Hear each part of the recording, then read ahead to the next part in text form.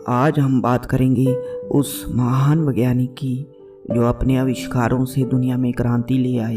सर्दियों में पैदा हुए सर निकोला टेस्ला वह साइंटिस्ट थे जिन्हें आज लोग एक सनकी साइंटिस्ट के नाम से जानते हैं, जिनके इन्वेंशन के बिना आज की दुनिया में कल्पना करना भी मुश्किल होता। आज आप टेस्ला से जुड़ी 25 ऐसी बातें जानोगे जिन्हें सुनकर आप दंग रह जाओगे। तो दोस्तों, इस वीडियो को अंत तक जरूर देखना। नंबर 1, टेस्ला की इजाद फोटोग्राफिक थी। जो वह एक बार पढ़ लेते या देख लेते थे वह उनके दिमाग में छप जाता था। अगर वह किसी बुक को पढ़ते तो पूरी बुक वर्ड फॉर वर्ड याद रख लेते थे। नंबर 2, टेस्ला कुछ भी सोचते थे या किसी ने इन्वेंशन का आइडिया यदि उनके दिमाग में आता तो वह उसे लिखने या ड्रॉ करने में अपना वक्त जाया नहीं करते थे, बल्कि सीधा उस आइडिया पर प्रयोग करना शुरू कर देते थे। नंबर 3, सर निकोला टेस्ला को 8 भाषाओं का ज्ञान था। इंग्लिश, फ्रेंच, चेक, Serbo, Croatian, German, Hungarian, Latin और इटालियन। सर निकोला टेस्ला इन सारी भाषाओं को बोल लेते थे। नंबर 4, टेस्ला को यदि कोई नया आविष्कार का आइडिया आता तो उसे वह पूरे तरीके से अपने दिमाग में तैयार कर लेते थे। पूरी सटीकता के साथ वह इस इन्वेंशन को तैयार कर लेते थे, यानी उसका आकार क्या होगा, उसका मास की लंबाई चौड़ाई क्या होगी, सभी आयामों की तस्वीर उनके दिमाग में तैयार हो जाती थी। जहाँ तक कि इस प्रोजेक्ट में काम शुरू करने से पहले ही उसका अंतिम रूप भी तैयार हो जाता था। इसे पिक्चर थिंकिंग कहा जाता है। नंबर 5, टेस्ला की मदद दुक्का टेस्ला पढ़ी लिखी नहीं थी, लेकिन वह गजब की कारीगर थी। वह हाथों से घरेलू सामान और मशीन बनाने में माहिर थी। वह दागों से हर तरह की कलाकारी कर लेती थी।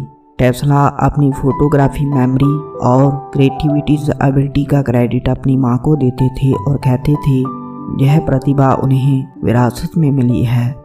नंबर 6, स्कूल के दिनों में टेस्ला अपने दिमाग में ही मैथ की मुश्किल से मुश्किल कैलकुलेशन करने में माहिर थे। वह दिमाग में ही कैलकुलेट कर लेते थे। उनके टीचर्स को लगता था कि टेस्ला चीटिंग करते हैं।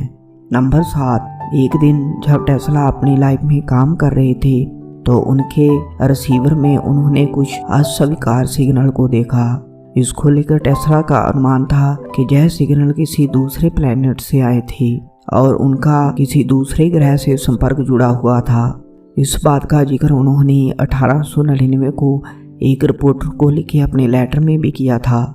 नंबर 8, 1934 में टेस्ला ने रिपोर्टर्स को बताया कि उन्होंने एक ऐसा महान हथियार डेवलप किया है जो सभी युद्ध को ख़त्म कर देगा, जिन्हें डेथ रे कहा गया। टेस्ला ने बताया कि यह एक रक्षात्मक हथियार है, इसे देश के बॉर्डर पर लगाया जा सकता है और उनकी सेना और एयरक्राफ्ट को देश में घुसने से पहले ही मार गिराया जा सकता है।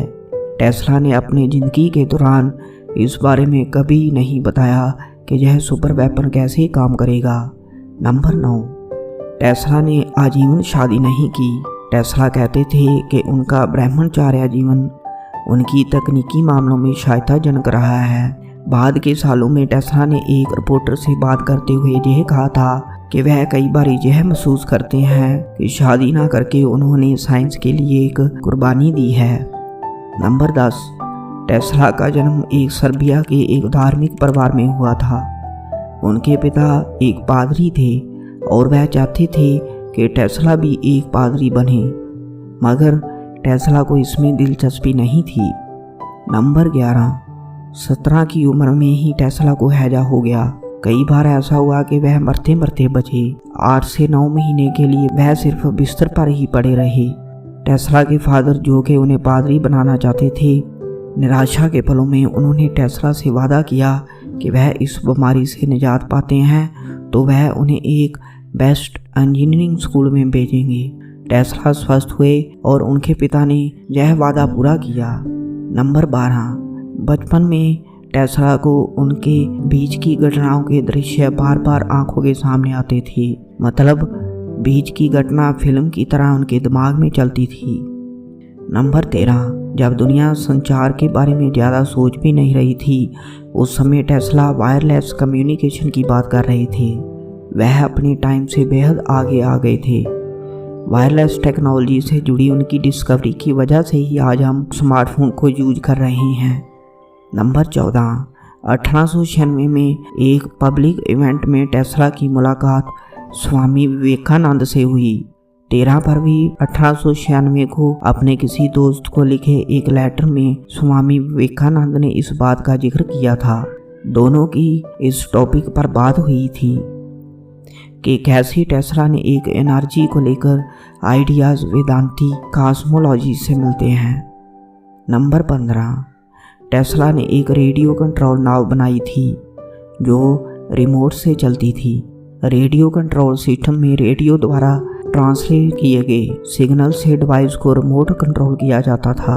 टेस्ला यह आइडिया अपनी यूएस मिलिट्री को बेचना चाहते थे कि वह इसका इस्तेमाल युद्ध में एक रिमोट कंट्रोल रेडियो के रूप में कर ले, लेकिन यूएस मिलिट्री ने इसमें अपनी कोई रुचि नहीं दिखाई। पहले विश्व युद्ध तक रिमोट कंट्रोल के बारे में लोग ज़्यादा नहीं जानते थे और पहले विश्व युद्ध के बाद तब इसके बारे में जानकारी बढ़ी जब कई देशों ने अपने मिलिट्री प्रोग्राम में इसका इस्तेमाल करना शुरू किया।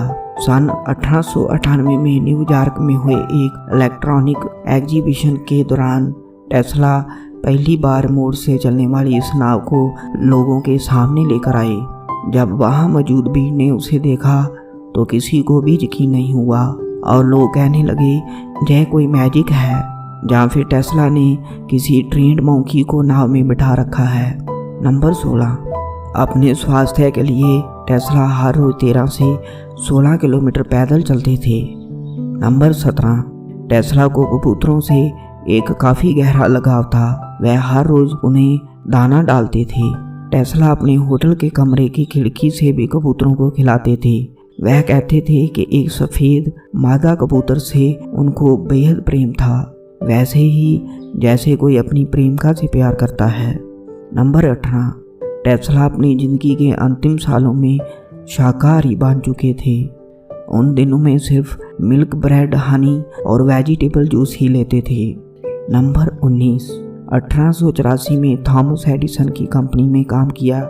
एडिसन ने टेस्ला को ऑफर किया कि यदि वह उसकी इन्वेंशन जनरेटिंग डायनामी को मॉडिफाई करता है तो वह उसे $50,000 देगा। उसी ज़माने में ये बड़ी रकम थी। टेस्ला ने उन दिनों में 16 घंटे काम किया और एडिसन को एक बेहतर वर्जन बनाकर दिया। बाद में टेस्ला ने एडिसन की कंपनी छोड़ दी और खुद की कंपनी को इस्टेब्लिश किया। टेस्ला ने एडिसन की कंपनी को क्यों छोड़ा था इसकी वजह साफ नहीं हो पाई, लेकिन एक कहानी कहती है कि एडिसन ने जो टेस्ला को $50,000 देने का वादा किया था और टेस्ला के इतनी मेहनत करने के बावजूद भी उन्हें नहीं दिए गए और एडिसन ने टेस्ला को यह कहकर पैसे देने से इनकार कर दिया कि तुम हम अमेरिकन मजाक को भी नहीं समझते। नंबर 20, आज हम अपनी रोज़मर्रा जिंदगी में इस बिजली का जो उपयोग करते हैं उसका क्रेडिट टेस्ला को ही जाता है। टेस्ला ने अल्टरनेटिव करंट को दुनिया के सामने रखा। एडिसन डायरेक्ट करंट को बेहतर मानते थे, जबकि टेस्ला अल्टरनेटिंग करंट को डायरेक्ट करंट बिजली की उस धारा को कहते हैं जो एक ही दिशा में बहती है।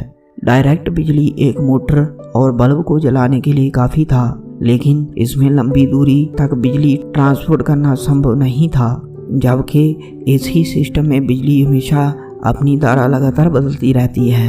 एसी सिस्टम से दूर दूर तक बिजली आसानी से पहुंचाई जा सकती थी। टेस्ला थॉमस एडिसन के गलतियों को दुनिया के सामने लेकर आए। दोनों में इसको लेकर काफ़ी विवाद भी हुआ था, जिन्हें इतिहास में वार ऑफ करंट के नाम से जाना जाता है। आज दुनिया में एसी करंट सिस्टम से ही बिजली घर में प्रोवाइड की जाती है। नंबर 21, हर साल टेस्ला के नाम पर निकोला टेस्ला पुरस्कार दिया जाता है। यह पुरस्कार उन्हें इन्वेंटर्स को दिया जाता है जो इलेक्ट्रिक पावर की जनरेट और न्यूट्रलाइजेशन में मेजर कंट्रीब्यूशन करते हैं। नंबर 22, यह माना जाता है कि टेस्ला के द्वारा 300 अलग अलग आविष्कार किए गए थे, जहां उन आविष्कारों में टेस्ला का योगदान था। इस बात पर बहस होती रही है कि इनमें से कितने टोटल पैटर्न्स टेस्ला के नाम दर्ज हैं। दुनिया भर के 26 देशों में कम से कम 278 पैटर्न्स के नाम जारी किए गए हैं। नंबर 23। हैरानी होती है कि इतने महान इन्वेंटर होने के बावजूद भी टेस्ला को नोबेल पुरस्कार नहीं दिए गए। नंबर 24। 7 जनवरी 1943 को न्यूयॉर्क होटल के रूम नंबर 3327 में टेस्ला मृत पाए गए। अपने अंतिम दिनों में लोगों से मिलना बिल्कुल बंद कर दिया था। उन्होंने अपने दरवाजे पर डू नॉट डिस्टर्ब का साइन लगा रखा था। टेस्ला की मृत्यु की खबर होटल की एक मेड को हुई। उसने टेस्ला के रूम पर लगे डू नॉट डिस्टर्ब को इग्नोर किया और सीधे कमरे में चली गई, जहां उसे टेस्ला की मृत बॉडी मिली। टेस्ला की बॉडी की जांच करने के बाद यह पता चला कि उनकी मृत्यु एक बीमारी कोरोनरी थ्रोम्बोसिस से हुई थी। नंबर 25। सर निकोला एक महान साइंटिस्ट थे। उनमें वैज्ञानिक प्रतिभा कूट कूट के भरी थी, लेकिन चुपचाप रहने वाले इस व्यक्ति में सामाजिक और व्यवहारिक कुशलता नहीं थी, इसलिए वह कभी एडिसन जैसे इतने फेमस नहीं हो पाए। टेस्ला ने कई महान खोजें की, लेकिन कभी उन्हें उनके काम का पूरा क्रेडिट नहीं मिला। अगर आपको हमारी ये वीडियो अच्छी लगी तो आप हमारी वीडियो को लाइक कर दीजिए और हमारे चैनल को सब्सक्राइब कर दीजिए और बेल का आइकन प्रेस कर दीजिए। धन्यवाद।